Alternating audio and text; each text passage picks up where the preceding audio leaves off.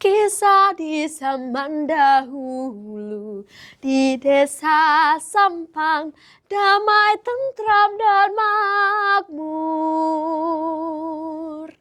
Dikelilingi gadung, jernih airnya menghidupi warganya. Halo teman-teman, saya Hilda dari SMP Stella Duce 1 Yogyakarta akan bercerita tentang sebuah gedung keramat yang membuat gelisah para warga Sampang.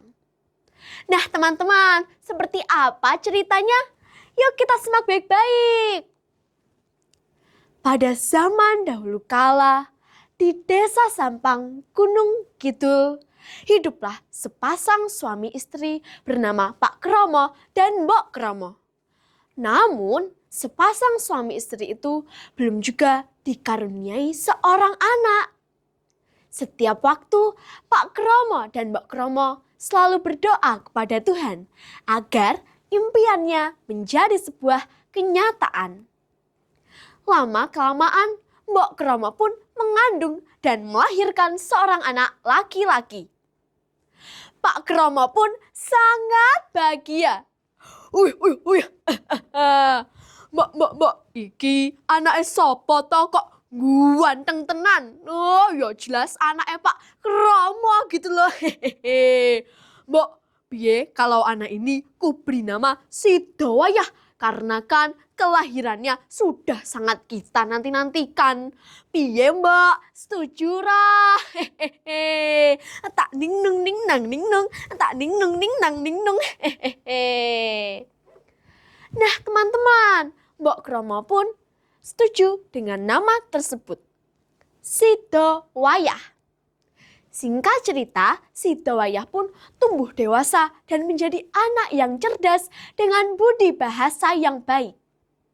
Bahkan, ia juga sering membantu meringankan pekerjaan orang tuanya di sawah, menggembala kerbau, dan tidak lupa untuk memandikan kerbau tersebut di sebuah gedung yang berair jernih. Namun, suatu ketika gedung itu tiba-tiba keruh teman-teman dan menjadi kering. Dan anehnya, setiap hari warga ada saja yang meninggal. Shh. Tak lama kemudian terdengar suara kentongan yang menandakan ada bencana. Sesepuh pun segera mengumpulkan para warganya. Kumpul, ada bencana, ada bencana. Sesepuh pun segera berbicara di depan para warganya. Bapak, Ibu, semuanya, kita semua kan tahu bahwa gedung milik kita itu akan berubah menjadi keruh dan kering jika ada salah satu di antara kita yang berani melanggar aturan leluhur.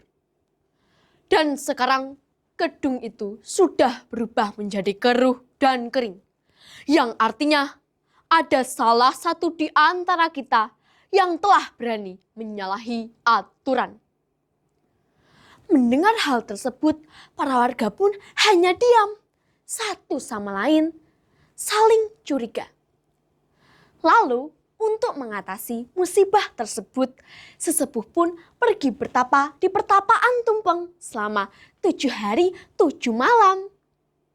Pada hari terakhir bertapa, sesepuh mendapatkan wisek atau petunjuk agar mengorbankan seorang anak laki-laki jika ingin terhindar dari musibah yang ada di desanya. Sesepuh pun menyampaikan petunjuk itu kepada seluruh warganya. Namun, tak ada yang mau menyerahkan anaknya untuk dikorbankan.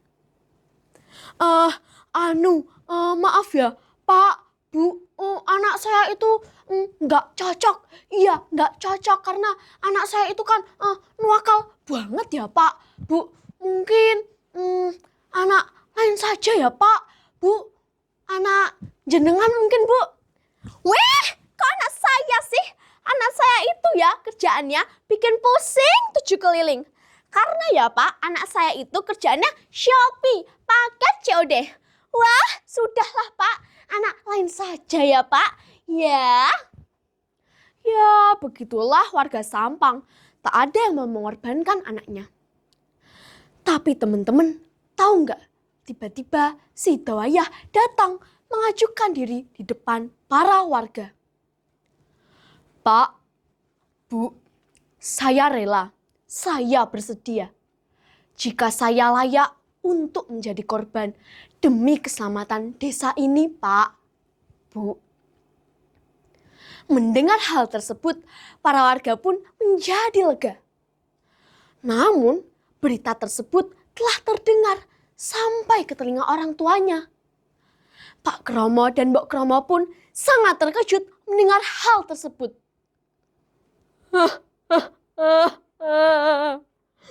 Ya ampun Lele, kamu itu kan anak satu-satunya bapak sama si Mbok toh Lele.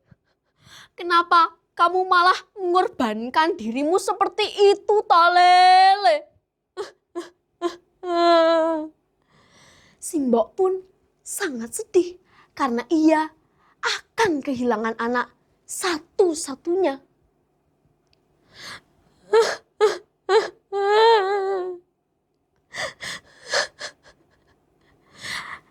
Ceriten panandang o Gustiku, swara tangis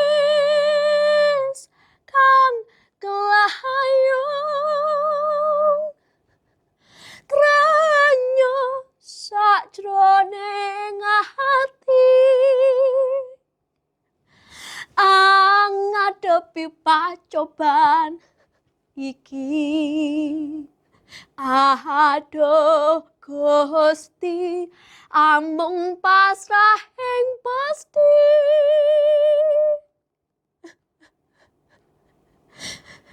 Sungguh mulia hatimu Le. Si Mbok relakan kamu. Waktu pengorbanan pun tiba. Oleh sesepuh desa Sampang, si Dawayah dibawa ke tepian kedung. Namun tiba-tiba sepercik air pun muncul. Wush! Dan kedung pun kembali seperti semula. Si Dawayah pun berjalan ke tengah.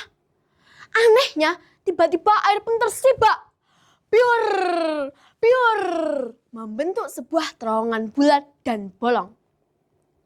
Begitu si Dawayah sampai di tengah, si Dawayah pun lenyap dan air pun memenuhi kedung.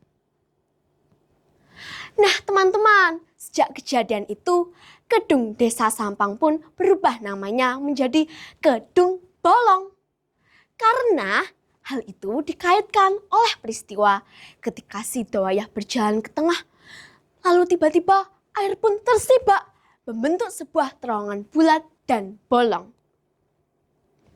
Jadi teman-teman, hikmah yang dapat diambil dari cerita ini adalah pengorbanan dan keikhlasan dapat membuahkan kebaikan bagi sesama. Sekian cerita dari Cilda, sampai jumpa di cerita seru berikutnya. Dadah!